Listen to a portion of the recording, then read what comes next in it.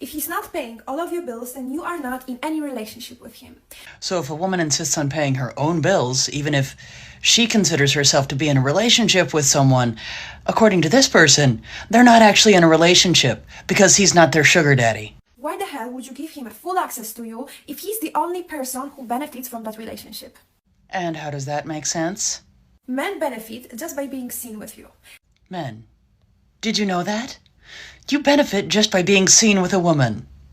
Just by sharing your energy, your precious feminine energy with him and your beauty, you're giving them extra confidence and ego boost. You're just giving them social and personal promotion for free, just by giving them an access to you. And another thing is that why would you give him husband privileges if he is not even able to cover all of your bills? Some women actually don't like being dependent on men to pay their bills. They prefer to do it on their own, whether or not they're in a relationship with them or not. He's the only person that benefits from that, not you. Oh dear. Men fall in love by investing in you. And if you don't make them invest in you, then sooner or later, they will stop respecting you. Let's hear it for transactional relationships, ladies and gentlemen. Is him paying your bills? It's just bare minimum. It's your non-negotiable. It's 2024 and we need to become a little bit more selfish. Remember, the moral of this story is, in order to be respected as a woman, you need to get paid. No.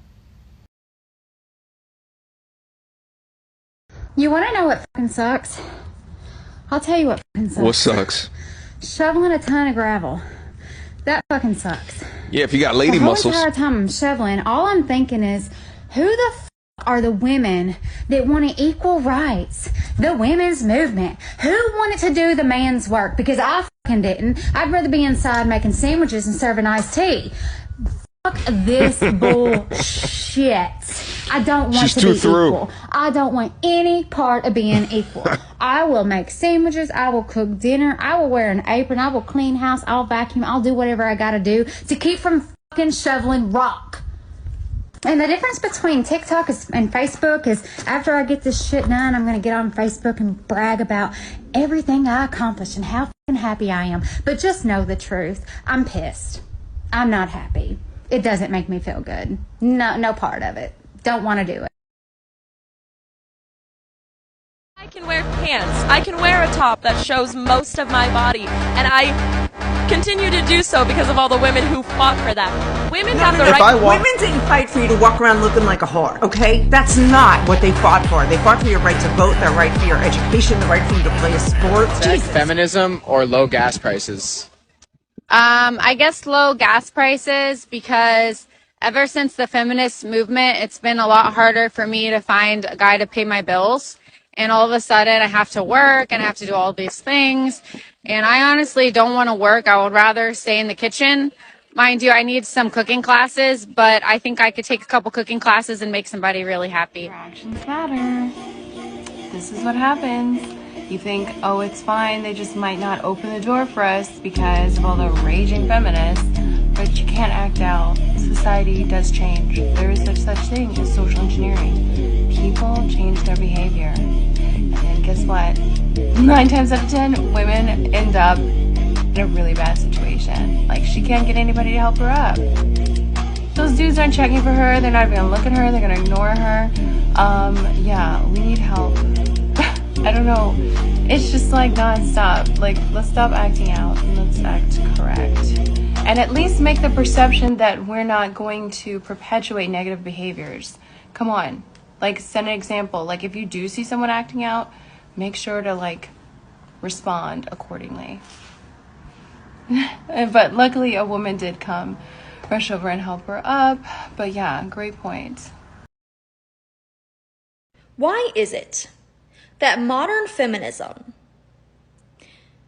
just promotes this idea that absolutely nothing is a woman's fault ever? Even in her own life, her own choice. It's not your fault. It's not your fault. It's men. It's all men. And I get these comments all the time saying like, oh, you're shaming women because they got abused, or you're shaming women because they got, hurt by a man or whatever. You're shaming them like it's their fault. First of all, no, I'm not.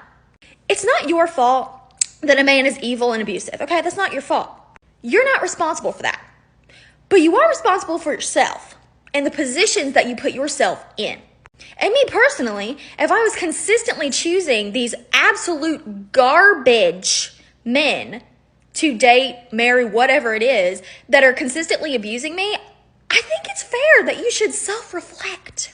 Like, you can sit there all day long and go, men are horrible, men are trash, men are this. Okay, but is that helping you? Is that serving you? Is that mindset getting you anywhere? No.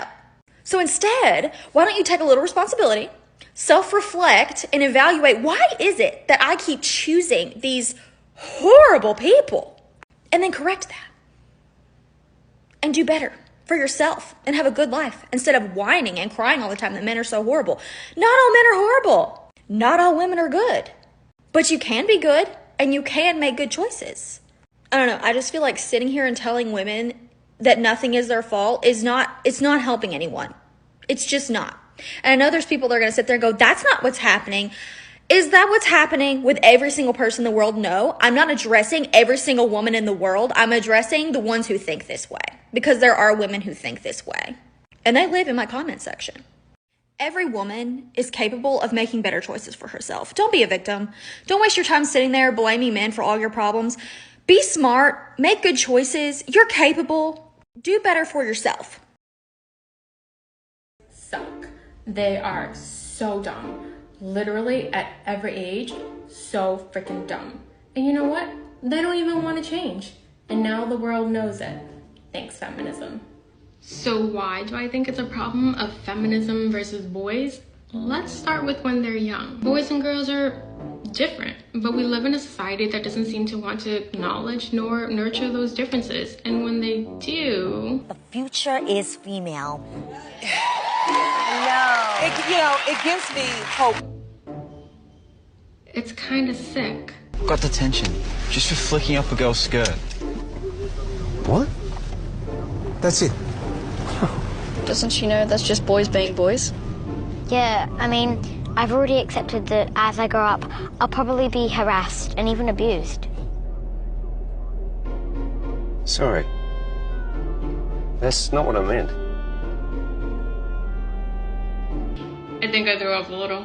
Instead of finding healthy ways to encourage the differences in boys, we have largely female faculties that don't hesitate to tell them to sit down, sit still, pay attention, or it's the ADHD pills for you. It's like we want them to be girls. Well, and then they get to college. Well, why even go to college at all? Men attending colleges has dropped to 40% in the past academic year. Men aren't even welcomed there. The very broad brush of feminism has painted every guy on campus as an evil participant of rape culture and the misogynistic patriarchy that's trying to keep women down. By teaching women to climb the corporate ladder and to date without intention, why do some women have such an obsession with being on top? Families aren't being created. Families in which both mother and father are present. And then, having removed the male influence, they turn around and blame men for the problematic men that they've created. I'll let the man who said it best say it again. You give them this message that it's okay to be a man. It's not okay. It's necessary. What the hell are we going to do? Modern dating landscape has undergone a significant shift, with men increasingly refusing to chase women who engage in emotional manipulation or play games. In the past, some women thrived on the power they felt from stringing men along, keeping them emotionally captive and toying with their feelings. Whether in their 20s or pushing 40, these women often boasted about their ability to get whatever they wanted whenever they wanted, by keeping men on the hook, turning a no into a yes through persistence. But those days are rapidly fading. Men have wised up to the game and are no longer interested in wasting time or energy on someone who doesn't appreciate them. Instead of pleading for acceptance or groveling to change a no into a yes, many men now adopt a mindset of moving on quickly, recognizing their self-worth and prioritizing their own well-being. This shift has led to a new norm, where men are less willing to be emotional punching bags or human ATMs. The outdated belief that a no might secretly mean yes, but make me work for it, is increasingly being seen for what it is: manipulative and immature. Men today understand that a no should be taken at face value, and they're not interested in jumping through hoops just for the sake of it. This new approach leaves women, who once thrived on the thrill of emotional manipulation, scrambling as men walk away without looking back. As men become more aware of their worth and refuse to be strung along, women are noticing that their old tactics no longer work. Some are even backtracking, realizing they may have shot themselves in the foot by playing these immature and reckless games. They're coming to terms with the fact that the era of keeping men in the friend zone, or as convenient fallbacks, is over. I've experienced this shift firsthand. After asking a girl out and being left on red, she later tried to re-engage with a crafted no, possibly to impress her friends, or play hard to get. Instead of pursuing her, I responded with a simple, okay, and moved on. When she tried to reconnect weeks later, I left her on red, not willing to waste my time on someone who didn't value my initial interest. This isn't about holding grudges or being resentful. It's about self-respect and understanding that men have options. The modern man is no longer content with being strung along or treated as a backup plan. They've embraced the idea that there's a whole world out there, full of possibilities, and they're not going to waste time on someone playing mind games. Women who are upset that men aren't content being strung along in the friend zone, or treated like disposable options, are beginning to realize that their power trip is over. The days of simping and being a backup plan are long gone. Men are waking up to their value and are no longer willing to settle for less than they deserve. In this new era, men are moving on to where they're appreciated and are embracing relationships where their worth is acknowledged.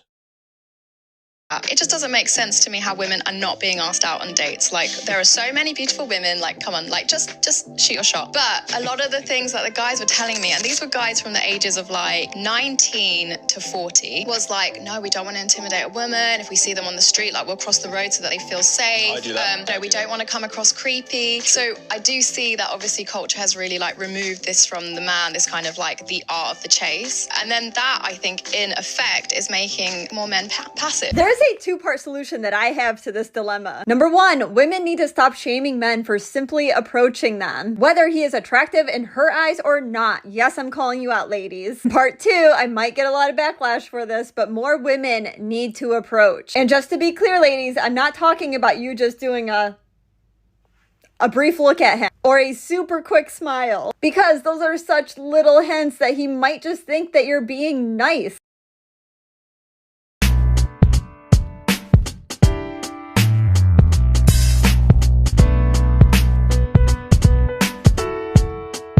Two-thirds of all student debt is held by women in the United States. Black women hold the most student debt out of any racial or ethnic group in the United States. Childcare is so expensive that it is outpacing women-dominated fields like education and nursing. Women who hold higher degrees, higher education, can no longer afford to work because of the cost of childcare. So they're going even more into debt with their significant student loans and then their inability to work. Women are also in poverty more than men. We also don't get any paid parental leave. So women have to decide between bonding with their child or losing their job. You can't convince me that they aren't trying to force us into pregnancy, force us to be uneducated, and make sure that we are in the home and reliant on men. Today I read a quote that said, "White women ignore the sexism to benefit from the racism." White women, it's time to get your head out of the sand to protect our future generation. It's time. The other thing a woman doesn't want, and no men really want to have around either, is a man who's actually weak and unskilled, who pretends to be moral and kind, not only to cozy up to women, but also to parade his weakness as moral virtue. You know, I'm not the mean guy, I'm not the bad guy. Well, the reason for that is you're too goddamn weak to manage that. And instead of just admitting that forthrightly and doing something about it, you parade it as a moral virtue. Most men find most women to be at least somewhat attractive. In contrast, women on average view 80% of men as below average in attractiveness. Another study found that on the dating app Tinder, men liked more than 60% of the female profiles they viewed, while women liked only 4.5% of male profiles. I didn't realize that 80% of men as below average. That's quite off. It is, because, you would think like 50%, right? It's sort of like 50% above and 50% below, but to have 80% rated below is pretty grim. Because of the increased risk women carry, they tend to be choosier about their partners. In contrast, men are less discerning. Studies of online dating, for example, find that a lot of things will be hard for you to comprehend. That's why you're in sex work, because you can't offer value in the marketplace. What the f? Don't worry, I'm not really talking to you. I'm speaking against you as a symbol. A symbol of what? A symbol of a declining society where people lack values. So the point is this. If you had IQ and skills to offer to the marketplace, you can earn a good income. Being that the most valuable thing about you is something that you never earned. You didn't earn knowledge, you didn't earn skills. It's your breast that you're paid for and your butthole. So you market that to earn money, which is to say, if I took your brain and placed your brain into a man's body, you would be in poverty. I'm just good for nothing. Yep, you caught me. No, you are good for something. That's why you have OnlyFans. And that's my point, is that that's what you're good for.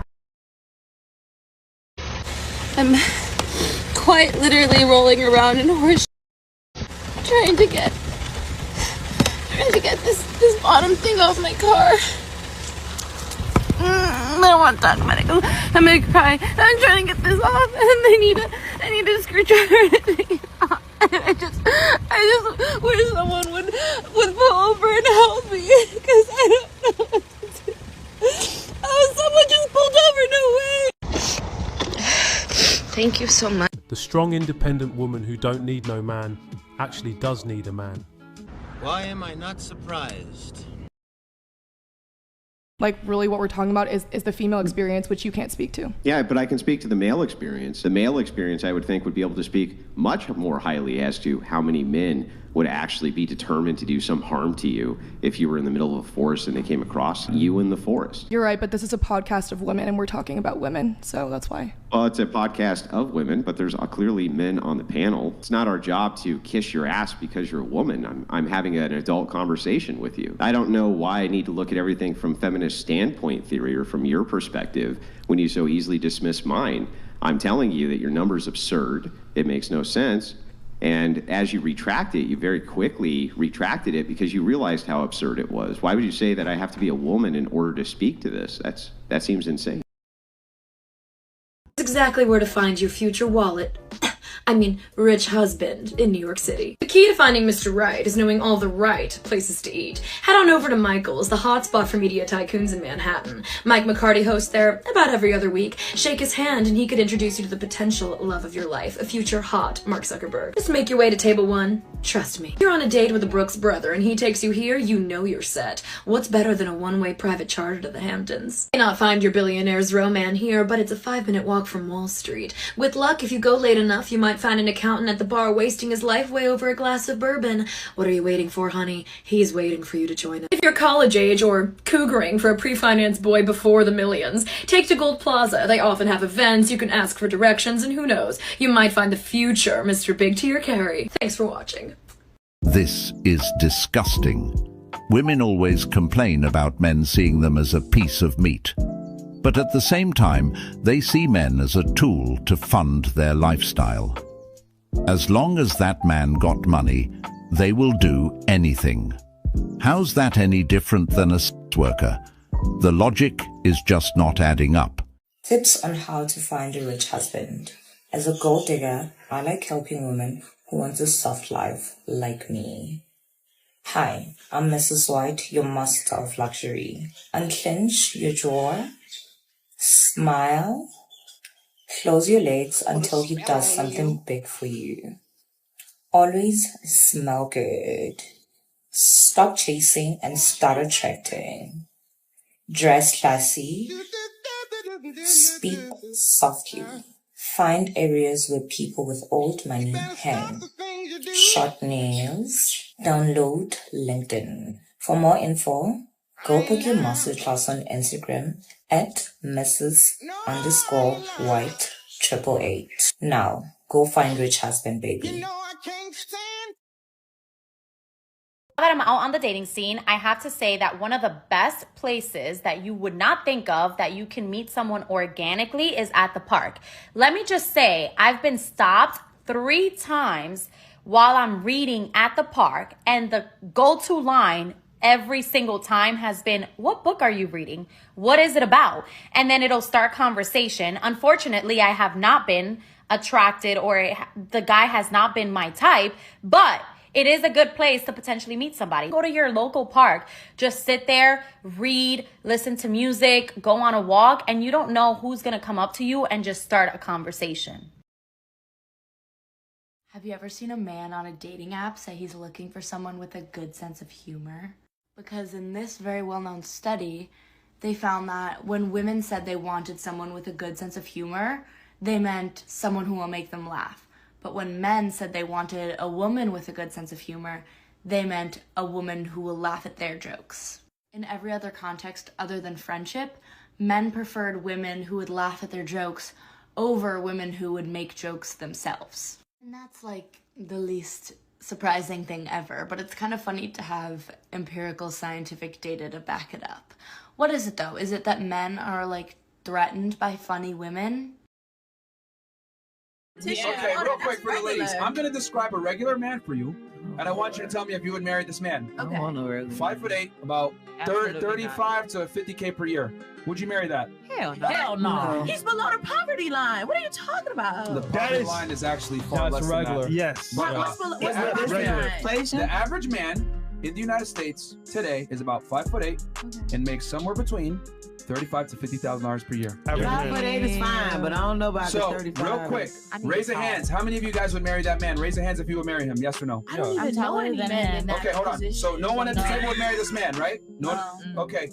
Congratulations. You and 1,000 other girls plus we've interviewed said the same exact thing. So it goes back to what I said. You said, most girls are gonna get a regular man. No, most girls don't even view regular men as a part, as members of society or an option. Most girls want extraordinary men. It's really interesting to note that, especially within the States, but just in general, the research actually has depicted that women in their 40s is the most unhappiest age group out there. Think about that. The unhappiest age group in all of the world, predominantly, we're talking about the States right now, is women in their 40s. That's 1 in 4 Americans, which is crazy. That's 25% of the population are women in their 40s. And they're the unhappiest group out there.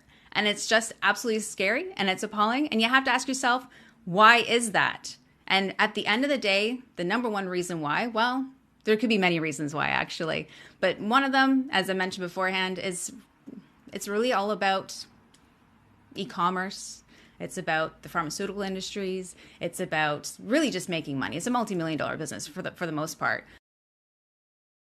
How old are you? I am 42. What does it feel like to be 42? Exhausting all the time. I mean, it's cool. I've learned a lot over the years, but it's just exhausted. I'm working all the time and just trying to find time to balance life. Does it feel differently than when you were in your 30s and 20s? I thought I was invincible when I was in my 30s and 20s, and I'm clearly not. Did you have like a moment that kind of hit and you realized you weren't invincible? No, not really. Just over time, just started to realize it. What is one thing that when we're younger we tend to prioritize, but as we get older we realize isn't actually that important? Probably money. Realize that over time, family, friends, experience is more important. Is there a reverse, like something that we don't prioritize enough when we're in our 20s that we should? Time. What should we do? Just enjoy it more and really live in the moment. Ladies, 2023, I'm convinced I'm going to meet my man at the grocery store. And here's why I say this. When I go to the bar, it's a great romance, whirlwinds, it fizzles out in days, okay? Grocery store, I'm coming back from work, I'm in girlfriend attire, okay? Obviously, I wouldn't wear a turtleneck to the bar, but I think I'm looking cute, wholesome energy. Perfect time to both reach for an apple, okay? And then go, oh my God, so sorry, you take it. And then spark up a conversation. I mean, I actually have to, do that. But I'll let you know if I do. I'm thinking that's going to be the thing for me this year. because I only go to the bar like maybe once or twice a week on the weekends. But, you know, I'm at that grocery store multiple times a week. More chances, okay? Let me know if you try this or if you have, if it's worked for you. Give us a little inspiration story, honey. I need it. Bye. Never had a boyfriend. What? Never. Never? Never in my That's life. ridiculous. No. I know, right? Okay, so you're a big sis here. I've been trying with nice guys, with college guys, with humble guys, with everything. Nothing worked. Everybody was just breaking my heart. So you know what? I'm just going with rich guys. Well, at least I'm gonna cry in my lips. Today we are in the most gorgeous and luxury hotel in Beverly Hills. So here's the secret. You don't need to be shy. Nobody cares about you. So just please see the objective. We're gonna try next time. Alexa, remind me that I don't need a man and men are useless. When should I remind you? Every damn day. How to get a rich man's attention. So if you are now walking into nice establishments and you're walking into better places, better hotel bars, members clubs, country clubs, or you're shopping in nicer areas and you see a man that is a possible target. He looks well, he's older, he's dressed very nice, he's about to get into a nice car or whatever, or maybe you're just in, let's do, for example, you're in a hotel bar. You're in a hotel bar. What you would do is you don't sit on your phone all day. By sitting on your phone constantly, it makes everyone think that you're there to meet someone. Okay? Do not sit on your phone. It also makes you look unapproachable. Just take in the ambience of the place. You know, get a drink. Sit back on the drink. Take in the ambience. Look friendly, not overly friendly, but you're enjoying your day. You're having a break. You might be on lunch from work. You're just enjoying yourself. You're taking it in. You're enjoying life every moment, okay? I love my life. And that's more of an approachable look for a man to say, hey, how are you? How's your day? What's a pretty girl like you sitting here alone? Then you give him some spiel, okay? You might want to talk to the barman so people can overhear that you're friendly. Like, hey, how's it going? How's your day? You been busy? Oh, it's not that busy right now. Oh, thank you. You know, like, so people know that you're friendly and they can approach you, okay? Also, if you want to do eye contact is a great way to get what you want, you know, and then look away.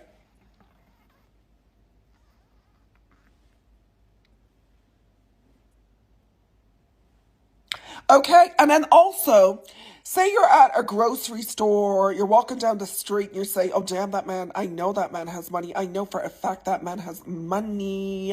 What you do is you get a napkin, you drop the napkin. You get your handbag, you drop the handbag. If the handbag's expensive, girl, get yourself a replica so you can throw it on the floor.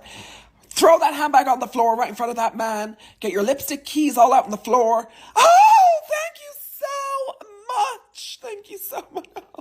Oh, and then he's going to come in with some, you know, some funny dad joke, you know, it's always nice to have a nice lady. You're so sweet. Where are you from? Oh, so that's what you're going to do. You're going to pull little tricks like that, drop a napkin, drop a handbag. You're going to look around. You're always going to be on the prey. You're always going to be looking around, you know, to see what's out there. Be that type of girl that's always looking for opportunities and be ruthless. Ruthless.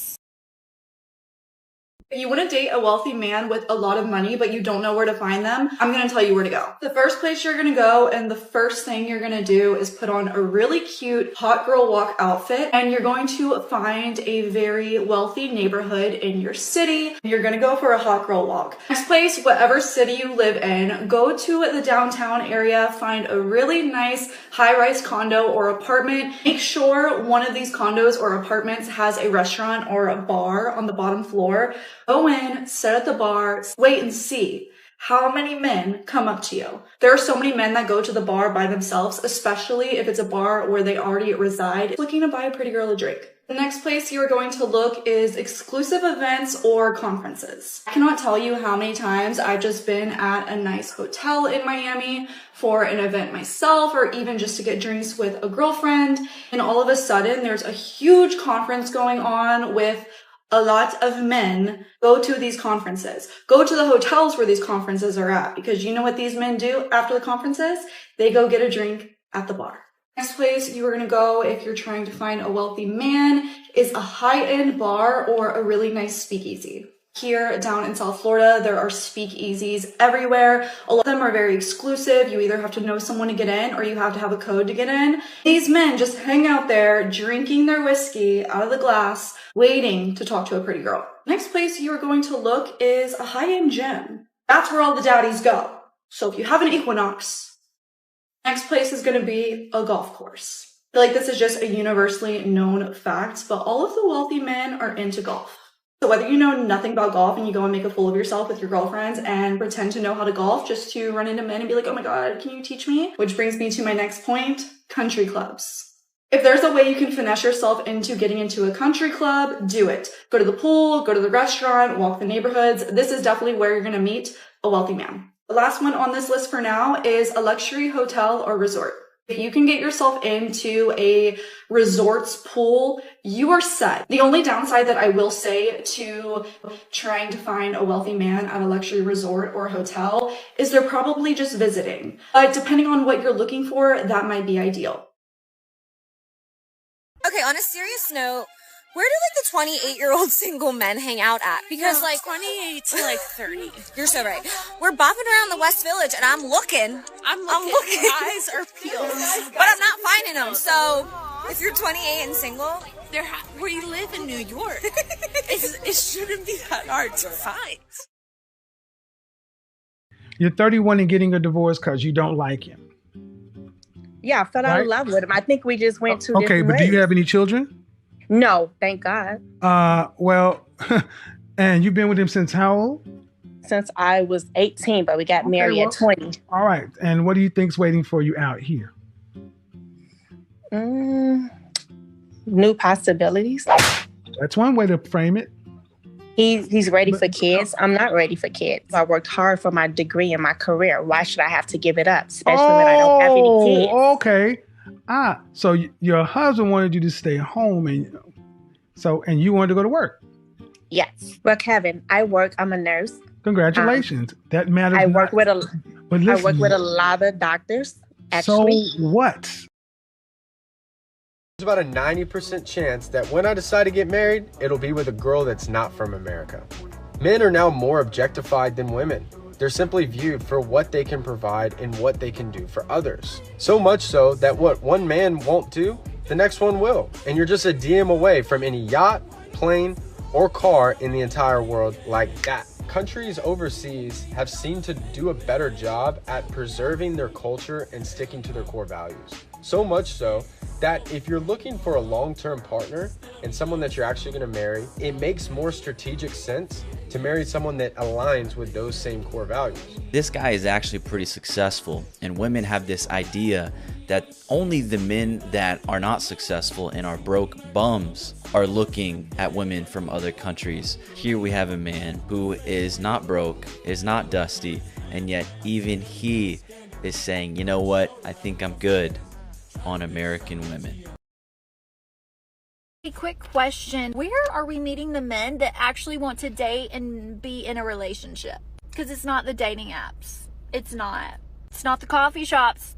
I've been trying that. I've been trying that for a while now. Definitely not the bars. Not at my age, because they're all like 21, 22. So they definitely don't want to be in a relationship. And I definitely do not want to be a cougar. Nothing wrong with that. Just not my type. I, again, tend to go about 8 to 10 years older than me. I found out even those don't want to date for a relationship. Even they are still figuring things out. Yeah, they are. So where are we meeting the ones that want to date and be in a relationship? That want to date to eventually get into a relationship. That are dating to see if we're compatible for a relationship, not other things. No. I need to know because I have yet to find them. And I've been looking, so maybe I should stop looking. I don't know. But if you know, please let me know. Help your girl out. Where are we meeting the good men? Where are we meeting the men that actually want to be in a real relationship? Let me know. Do people actually like get asked on dates in real life? Like people come up to you, like attractive people that you would want to go on a date with, come up to you and ask you to go on a date, and then like they want to take you on a date? That has like literally actually never happened to me in my entire life. The closest thing today I was going to get lunch with my friends, and I was walking, and this like 65-year-old man stopped me and goes, "Hey, do you happen to be single?" And I said, "No." And he said, "Oh, you're beautiful." He was literally 65 years old. So that's what I get. People go on dates, and the people that get asked on the dates, and they want to go on the dates, and they do. That's crazy, you guys. That's crazy. Yeah, where are all the men, like the good, real men at? Where are you guys? I know, where are the men that like want to take you on a date? Like, I don't come in my DMs, right? please. I don't need dinner though. See, No. you know how some people like first date they want dinner? I don't want dinner for the first date because I want to be able to talk without food in my mouth. Yeah, even like when guys suggest movies. I'm like, why would I go to the movie theaters with you on a first date? No, exactly. Why? Like you and I Just could sit go in to a the movie dark, because we know like- each other now. But Yeah. when we first met, No, I want to talk. All the good men got played, so now all they do is just work, scroll TikTok, chill, and ignore people. Tell me I'm wrong. I just walked into Abercrombie for the first time since middle school. Where are all the hot shirtless dudes? What happened to them? Why did we get rid of them? Okay, so serious question. If we're not going on dating apps for dates, where are we meeting men?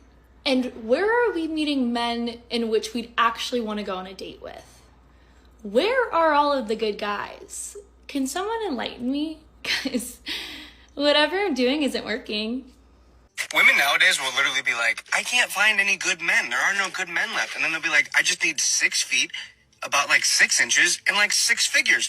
Even if this video was just meant for fun, it's still another case of men acting like women have impossible standards so that they feel better about themselves when they don't meet them. And it bothers me because these guys are acting like women are looking down on men who they would consider less than perfect. But have you ever heard a woman talk about a bum who she's in love with? Because she'll make every excuse in the world for why that man is incredible and just misunderstood. So let's say, for example, that a man has no job. She's not going to let you sit there and call him unemployed. No, she's going to tell you how it's probably because no one ever encouraged him and that he's going to be able to do anything he sets his mind to once she just believes in him. You're acting like women will only date men who make 6 figures, but I know women who are working 2 jobs with full insurance and a 401k who are dating men with 60 cents in their bank account because she thinks he has potential. I don't know how you can act like women will only settle for rich men anyways when most families are living paycheck to paycheck and can't survive on one income, because I think that means they married for love. And don't even get me started on what's between the legs, because there are women in 30-year marriages who have never successfully had a no, and you're gonna act like women are out here throwing the whole man away because of his size? Because I don't think so. In fact, there are women out here faking O's so that the men in their lives don't feel inadequate, and yet you're gonna act like we're out here bringing measuring tapes to our coffee dates? And sure, when it comes to height, maybe some women do have a preference for men who can reach the top shelf or the cookie jar, but that's all subject to change. If he's a good man with good qualities, then she may just fall in love and try to convert the whole world talking about how we love a short king. Listen, the truth is that even you don't believe this nonsense, because if you really believed that women had impossible standards, then you wouldn't be telling them to pick better men at every opportunity. So when I see videos like this, I realize that they're usually not mad about what women want. They're just mad that women don't want them. Okay, PSA to all men. Just because a girl is wearing a low-cut shirt or a tight top or a fitted outfit doesn't give you permission to just stare at their chest. It makes us so uncomfortable, and if you guys could please stop doing it, it would be amazing. Men will always be like, oh, we don't like being called creeps, or we're so scared to be called creeps, but then you guys make it so difficult for the female species to exist or even wear anything. Okay, in case you guys didn't hear a word that lady just said, she said don't be creeps, don't stare at her. No matter what she's wearing, no matter what any other woman is wearing, don't stare. I mean, even if she has like a flamingo on her head, you better not stare. Even though it's like totally human, you know, when somebody is just being totally obvious and flaunting, you know, maybe they're even like dancing with that flamingo. Yeah, you better not look unless you're attractive in her eyes. So like, okay, so it gets a little muddied, I know, So if you're attractive, so, you know, you gotta look at the scale. So if you're maybe an 8 or 9 or 10, she probably, you know, she's a 10 up there. So like you might really need to be a 10. Don't look at her unless you're that, because we all know. And that concludes today's discussion on MGTOW voice. Don't forget to like, subscribe, and hit that notification bell to stay updated on future videos. Share your thoughts in the comments below, and I'll see you all in the next video.